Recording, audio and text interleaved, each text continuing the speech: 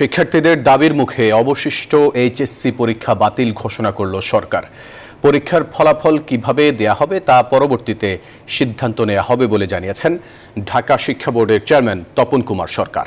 সচিবালয়ের শিক্ষা সচিব বৈষম্য বিরোধী ছাত্র আন্দোলনের সমন্বয়কারীদের সাথে বৈঠক শেষে একথা জানান তিনি। এর আগে পরীক্ষা বাতিলের দাবিতে দুপুরে সচিবালয়ে ঢুকে পড়েন আন্দোলনকারী শিক্ষার্থীরা। শিক্ষার্থীদের এমন উচ্ছ্বাস থাকে পরীক্ষার ফলাফল ঘোষণার পরে, কিন্তু এবারের উচ্ছ্বাস পরীক্ষা বাতিলের ঘোষণা শুনে। 250-টিরও বেশি ডিজাইন অপশন নিয়ে ওয়ালটন স্মার্ট ফ্রিজ, বোঝে আপনার প্রয়োজন। আমাদের মাননীয় শিক্ষা উপদেষ্টা, আমাদের মাননীয় শিক্ষা সচিব সহ আমরা সবাই পর্যালোচনা করে আমরা দেখেছি যে আমরা যে রুটিন ঘোষণা করেছিলাম অবশিষ্ট পরীক্ষার জন্য, সেই পরীক্ষাগুলো আমরা বাতিল করছি। আজকের এখান থেকে আমরা ওই অবশিষ্ট পরীক্ষাগুলো বাতিল ঘোষণা করছি।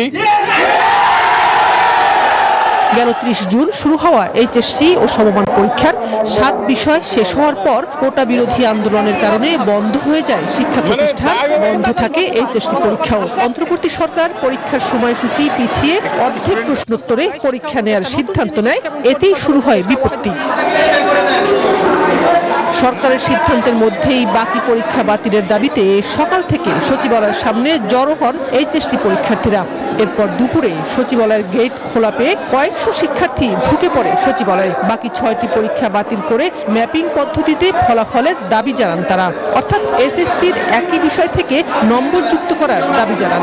না, আমরা পরবর্তী পরীক্ষা দিতে চাই না এবং আমাদের ভাই বোনেরা যারা আহত তাদের ছাড়া তো আমরা মূলত পরীক্ষায় বসবই না। যে কটা পরীক্ষা দিয়েছি এই পরীক্ষার মাধ্যমে মূল্যায়ন করে আমাদের ফলাফলটা তারা দিয়ে দেয়। নেক্সট মান্থের 11 তারিখে একটা পরীক্ষা রুটিন দিয়েছে উনি, তো এই পরীক্ষাটা যদি আমরা দেই সামনে আমার অ্যাডমিশনের একটা টাইম আমরা পাবো না। সচিবালয়ে শিক্ষার্থীদের এমন বিক্ষোভের মধ্যে বৈষম্য বিরোধী ছাত্র আন্দোলনের সমন্বয়কারীরা শিক্ষা সচিব এবং ঢাকা শিক্ষা বোর্ডের চেয়ারম্যানের সাথে 3.5 ঘন্টা বৈঠক করে বাকি পরীক্ষা বাতিলের সিদ্ধান্ত নেন। শামাজি আসমিন, নিউজ 24, ঢাকা।